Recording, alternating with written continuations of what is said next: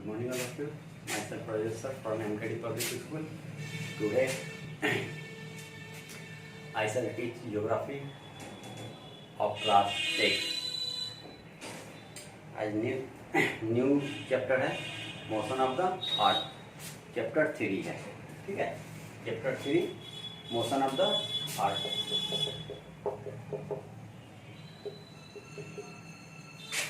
Motion of the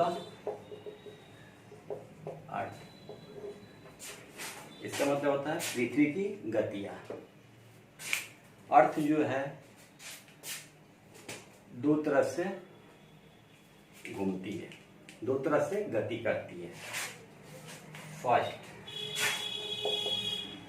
को बोलते हैं रोटेशन, सेकेंड को बोलते हैं रेवोल्यूशन. ठीक है, फर्स्ट को रोटेशन, सेकेंड को रेवोल्यूशन. रोटेशन का मतलब होता है अपने स्थान पे रहकर मूव करना, और रेवोल्यूशन का मतलब होता है किसी ऑब्जेक्ट के चारों तरफ मूव करना. ठीक है, जैसे रोटेशन, तो जैसे आप लोग लट्टू देखते हैं. ठीक है, तो लट्टू क्या होता है, जब उसको हम नचाते हैं तो एक ही जगह पे वो क्या करता है, तो ये रोटेट करता है. ठीक है, इसको घूमता है ये. ठीक है, इसको हम लोग रोटेशन बोलते हैं. और रेवोल्यूशन होता है कि किसी ऑब्जेक्ट के चारों तरफ मूव करना, इसको हम लोग रेवोल्यूशन या परिक्रमा कहते हैं, परिक्रमा लगाना. ठीक है, एक और एग्जांपल है रोटेशन का. जैसे आप लोग लेडीज लोग को देखते हैं, पीपल के पेड़ के चारों तरफ पूजा करती हैं. ठीक है, पीपल के पेड़ के चारों तरफ पूजा करती है. ठीक है, तो वो पीपल के पेड़ के चारों तरफ से परिक्रमा करती है. तो जो परिक्रमा करती है उसको बोलते हैं हम लोग रेवोल्यूशन. ठीक है, और रोटेशन का बता दिए थे कि लट्टू जो है वो अपने जगह पे रहकर घूमती रहती है, परिक्रमा नहीं मारती है, घूमती है. उसको हम लोग रोटेशन बोलते हैं. बस वही चीज है यहाँ पे. सपोज दैट ये आपका सन है और ये आपका अर्थ है. तो अर्थ एक जगह पे रहकर जो पूरी चक्कर लगाता है उसको रोटेशन बोलते हैं. ये अपनी परिक्रमा 24 आवर्स में करती है. ठीक है, अपने अक्ष पे रहकर अर्थ एक चक्कर लगाती है, उसको हम लोग क्या बोलते हैं, रोटेशन, जो 24 आवर्स में लगाती है.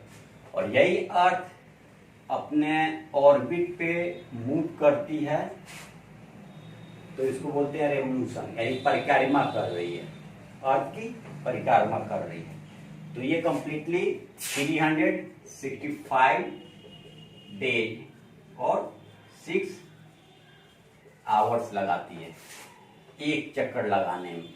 पृथ्वी को सूरज की एक चक्कर लगाने में 365 डेज 6 आवर लगाती है, और अपने एक्सिस पे मूव करती है तो 24 आवर्स लगाती है. 24 आवर्स में डे और नाइट होता है, जबकि रेवोल्यूशन में क्या होता है, वेदर चेंज होता है. ठीक है, मौसम चेंज होते हैं. किस में, रेवोल्यूशन में. जब ये यहाँ पे आ गया, फिर यहाँ पे, फिर यहाँ पे, फिर यहाँ पे, और फिर लास्ट यहाँ पे. तो 365 डेज लगाता है 6 आवर. 365 डेज 6 आवर में ये एक परिक्रमा लगाता है. और ठीक है, तो रोटेशन और रेवोल्यूशन के बारे में जान गए. अब देखिए पृथ्वी की घूर्णन गति. ठीक है ना, तो रोटेशन को हम लोग एक और नाम से जानते हैं, दैनिक गति के नाम से जानते हैं. रोटेशन को हम लोग दैनिक गति के नाम से जानते हैं. ठीक है, दैनिक गति का मतलब है कि वो प्रतिदिन मूव करती रहती है. ठीक है, जैसे पृथ्वी का घूर्णन यानी रोटेशन 24 आवर्स में पूर्ण करती है, यानी एक चक्कर लगाती है, जिससे पृथ्वी की दैनिक गति या डायurnal मोशन भी कहा जाता है। यह दैनिक गति दिन एवं रात घूमने पे होती है। ठीक है। पृथ्वी को प्रकाश एवं ऊष्मा सूरज से मिलती है। पृथ्वी को प्रकाश और ऊष्मा सूरज से मिलती है।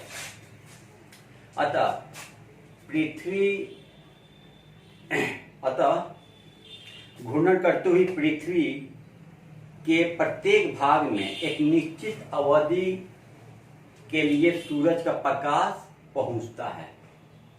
जिस भाग में सूरज का प्रकाश पहुंचता है वह दिन कहलाता है और जिस भाग में सूरज का प्रकाश नहीं पहुंचता है वो रात कहलाता है।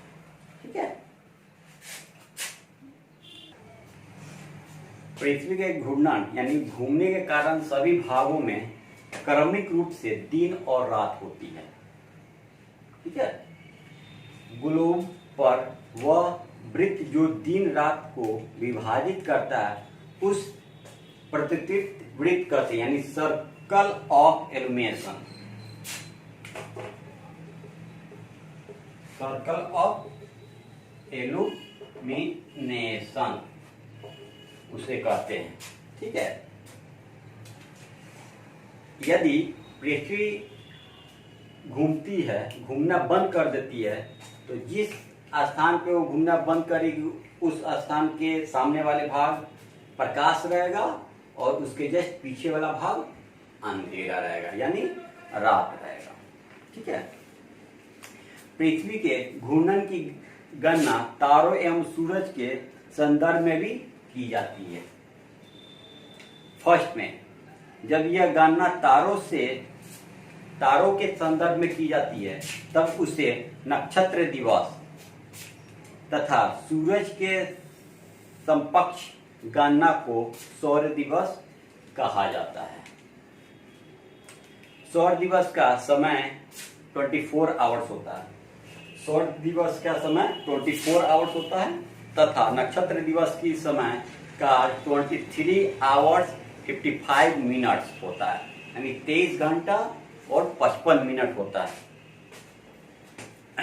पृथ्वी के घूर्णन के कारण एवं सूरज 55 मिनट होता है। दोनों के मध्य 5 मिनट का अंतर पृथ्वी के घूर्णन के कारण एवं सूर्य तथा पृथ्वी की बदलती स्थिति के कारण होती है। पृथ्वी की परिक्रमा गति और वार्षिक गति। ठीक है।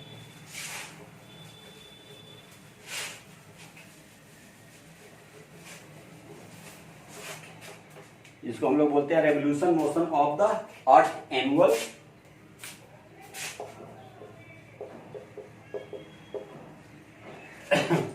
Revolution motion of the earth या एनुअल मोशन। इसको हम लोग हिंदी में कहेंगे पृथ्वी की परिक्रमा गति, यानी परिक्रमा करती है। तो उधर अगर हम लोग देखे थे रेवोल्यूशन को हम लोग क्या बोलते थे, दैनिक गति, और ये रोटेशन को बोलते थे, सॉरी रोटेशन को दैनिक गति बोलते थे और रेवोल्यूशन को वार्षिक गति करते हैं, यानी वर्ष में ये पूरे एक वर्ष में एक बार कंप्लीट करता है और रोटेशन एवरीडे रोटेट करता है। ठीक है। पृथ्वी सूरज की परिक्रमा लगभग 365 डेज। पृथ्वी जो है सूरज की परिक्रमा 365 डेज और 6 आवर्स में लगाती है, जिसे पृथ्वी की वार्षिक गति या एनुअल मोशन कह सकते हैं। पृथ्वी की वार्षिक गति या एनुअल मोशन कह सकते हैं।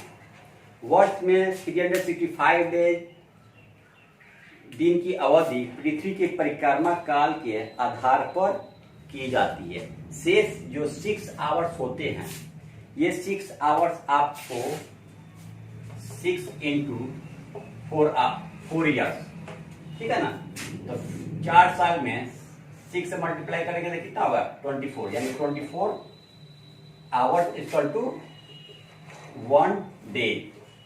ठीक है, यही 6 आवर जो है 4 साल में एक 24 आवर्स बन जाते हैं, जो एक दिन का काम करते हैं। यही एक दिन आपका फरवरी में ऐड हो जाता है, जिसको हम लोग लीप ईयर बोलते हैं। उसको हम लोग क्या बोलते हैं? लीप ईयर बोलते हैं। ठीक है, ये आपको फरवरी में ऐड हो जाता है। वही 6 आवर जो है, एवरी 6 आवर्स, अगर 4 इयर्स बाद आपका 24 आवर्स हो जाएंगे, जो 1 डे इक्वल 1 डे बन जाते हैं, एक दिन। यही एक दिन आपका फरवरी में ऐड हो जाते हैं, जिसको हम लोग लीप ईयर के नाम से जानते हैं। परिक्रमा करते हुए पृथ्वी जब सूरज के अत्यधिक नजदीक होती है, तब उस स्थिति को उपसौर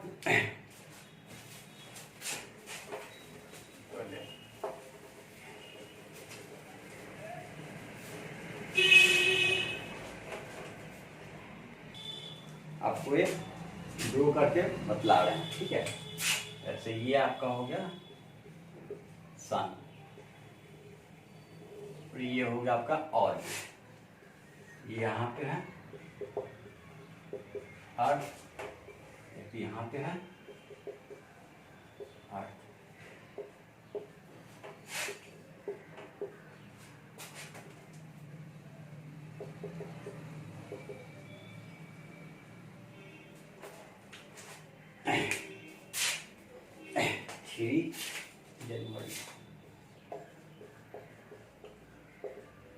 थ्री जनवरी को ये होता है आपका फेरी लाइन।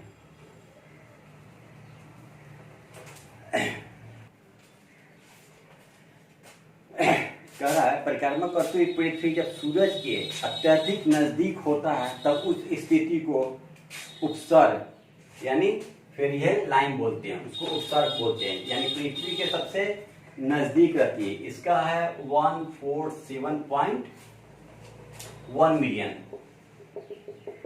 1 मिलियन। इसको माइल में शुरू कर स्टार्ट करेंगे तो 1.91.4 माइल। ठीक है, मिलियन माइल। और ये आपका हो जाएगा 152.1 मिलियन किलोमीटर, ये किलोमीटर में। ठीक है, ऊपर वाला किलोमीटर में, और नीचे आपका हो गया 94.5 माइल में हो गया। ये मिलियन में है आपका, मिलियन माइल। ये आपका मिलियन माइल में हो गया।